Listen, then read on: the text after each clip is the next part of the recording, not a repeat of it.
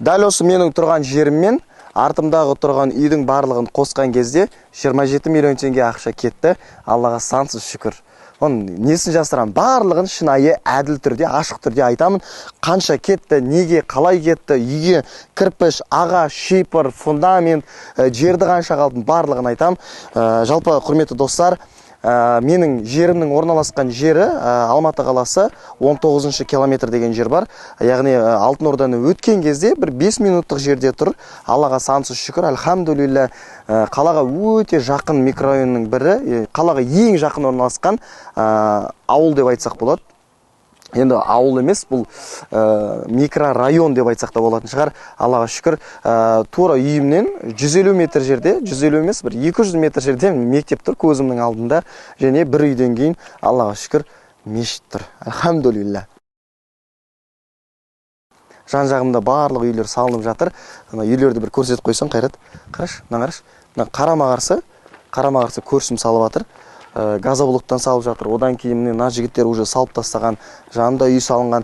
Және менің артымда Жұмабектің үйі тұр, роднойымның үйі тұр. Аллаға шүкір. Досым енді үйіне біраз ақша кетіп қалды, үйін салып жатыр. Кеттік, ішіне кіріп айтайын, қанша кетті, қалай кетті, барлығына. Көріп тұрғандарыңыздай, үйдің шипыры черепица, российский 0,45 черепица, оны 1,5 миллионға шықты, негізі 1,480 мың ба, сондай шықты, негізі өзінің ақшасы. Бірақ мен енді бартермен, рекламамен келісіп, таза 1 миллион теңге бердім. Жалпы, бірақ енді 1,5 миллион деп есептеймін, себебі оқырмандарға осында үй салатын болса, примерно сол 1,5 миллионға расчет жасау үшін. Жалпы, менің үйімнің мына кухня жағы 18, мына жақ жаны. Мына жақ зал жағы 15, бұлай алды арты 13, сонда примерно 220-230 квадрат шығады ғой. Лестницасы құйылды. Көріп тұрғандарыңыздай, терезесі өте үлкен. Қалай 27 миллион кетті бұл үйге.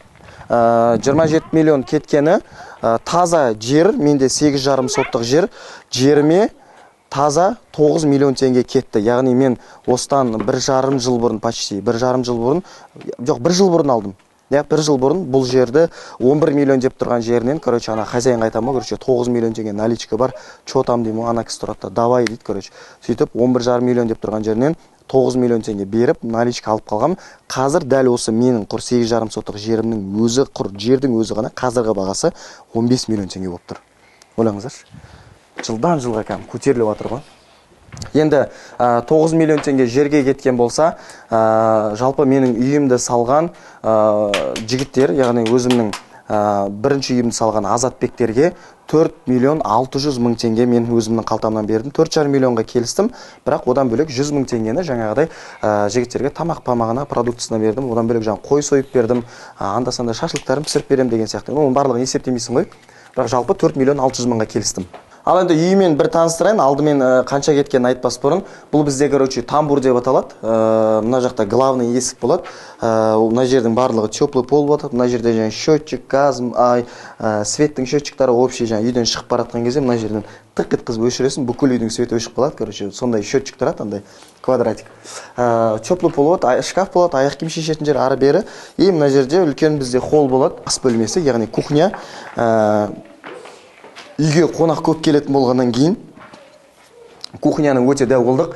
Үйдің биіктігі 3,5 метр. Ойлаңыздаршы, дәл қазір тура 3,5 метр болып тұр.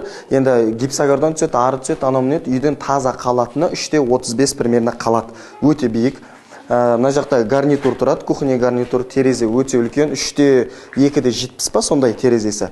Бұл ас бөлмесі, енді кейін евроремонт бастаған кезде көресіздер. Мына жақта бізде кухняның банка, санка, картошка, мартошка тұратын жер. Ал мына жаққа через осы комната арқылы топкаға өтеміз. Яғни үйдің жаңағыдай бүкіл газ, теплый пол, бүкілі осы жерде орналасатын болады. Яғни артық заттарды да осы жаққа қойып қойсақ болады. Ана. Ары қарай кеттік. Бұл бізде холл. Мына жерде общий санузел.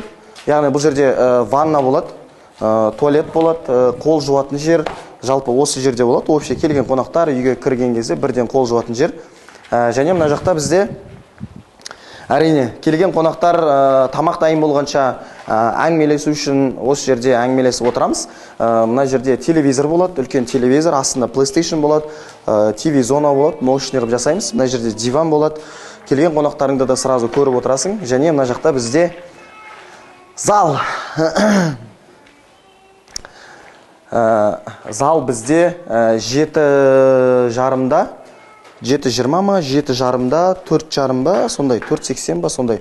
Зал Аллаға шүкір өте кең. Бүкіл үйдің залдың да терезесі осындай. Залдыкі кухнядан қарағанда кішкене үлкенірек. Бұл жақта таза 3:10 ба, сондай бір деңгей көрінеді. Залдың терезесі үлкендеу. Аллаға шүкір. Енді бізде чисто жатын бөлмелер, 3 бөлмені осылай жасадық. Чисто жататын бөлмелер бір жерде орналасқан. Мына жақта бізде қыздарымның детский дейді ғой, детский бөлмесі. Кіресің, қыздарымның бөлмесін өте үлкен жасадым, себебі үшінші менде қыз, Аллаға шүкір. Мына жерде бірінші қызымның төсегі, Меруерттің, мына жақта Мединаның төсегі болады. Үстінде браларымен үйімнің электрикасын тоғын тартқан Еркебұланға, Нұрсұлтанға, Ақтөреге өте үлкен алғысымды білдіремін. Себебі келген адамның барлығы тоқты мақтап жатыр. Ал бұл жерде менің білесіздер үйіме қонақ көп келеді, жан-жақтан ана қала, мына қала достарым келеді. Сол достарымның барлығы келген кезде демалып жататын бөлме. 3-4 адам смело сияды бұл бөлмеге. Бұл жақтан төсек ештеңе болмайды, жерге көрпе қойып қоямыз. Бұл енді Құдай қаласа қазақтың санын көбейтетін алтын құрсақты аналардың бөлмесі де қойсын, короче. Бұл енді өзіміздің рабочий бөлмеміз, күніге түнде рахаттан шандай төсектен тұра салып душқа түсіп шандай бүйтіп сондай бөлме. Бұл бізде жататын жер, бұл бөлмені де үлкен қылдық. Және бұл бөлмеде өзіміздің жеке гардеробымыз бар. Яғни мен енді той саласында жүргеннен кейін кейде съемка ары-бері сондайға бару үшін костюмдарым тұрады, киімдер жиналып тұрады деген сияқты. Сондай бөлме. Ал бұл жер бізде өзіміздің жеке санузеліміз. Бұл жақта енді кабинка болады, душевой, унитаз и қол жуатын раковина. Жалпы үй осы. Енді көріп тұрғандарыңыздай, үй стандартный қызыл кірпіш емес, полторашка қызыл кірпіштен салынған. Бір штугын 70 теңгеден алдым. Менің үйіме 31 мың кірпіш кетті. 31 мың кірпіш кетті. Яғни ол примерно 2 миллион 200 мың теңге ақша. Одан бөлек бір КамАЗын 35 мың теңгеден доставкамен алдырдым. Примерно менікіне бір 14 КамАЗ ба, сондай кетті, короче. Енді 4 миллион 600 мың теңге өзбек балаларға жұмысына бердім. Үйімнің қызыл кірпішіне жаңа доставкасы бар, барлығы бар, қызыл кірпіштің өзі бар. Общий примерно 2 миллион 600 мың, 2 миллион 700 мың теңге ақша кетті. Примерно айтып жатырмын, плюс-минус. Және үйімнің ағашына, полный үйдің ағашына 2 миллион 100 мың ақша кетті. Таза үйіме 1 миллион 730 мың теңге құр төбесіне ғана алдым.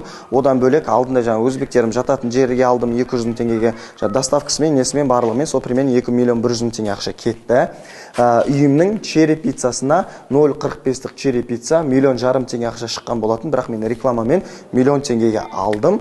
Жалпы сіздер құрметті оқырмандар, енді дәл қазір осының барлығын есептесек, примерно бір 23,5 миллион теңге ақша шығып тұр. Ар жағындағы 3,5 миллион теңге, 4 миллион теңге ақша, ол примерно 23 миллион шығып тұр. Таза материалға.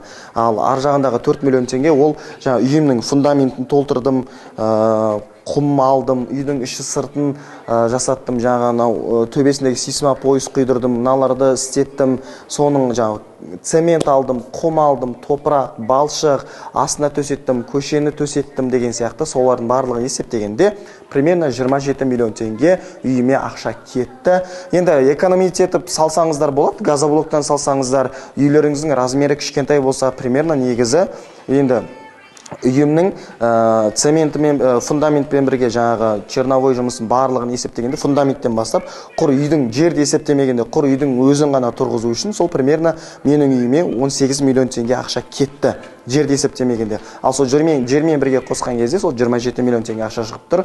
Енді сіздер үй салам дейтін болсаңыздар, жалпы черновойларыңызды 15 миллионға, 14 миллионға бітіруге болады, үйлеріңіздің размерін кішірейтіп деген сияқты. Жалпы сол Алла қаласа әрбір қазақтың шаңырағында үй болсын. 2 ай үзіліс аламыз. 2 айдан кейін Алла қаласа иншалла үйімнің евро ремонтын бастаймыз.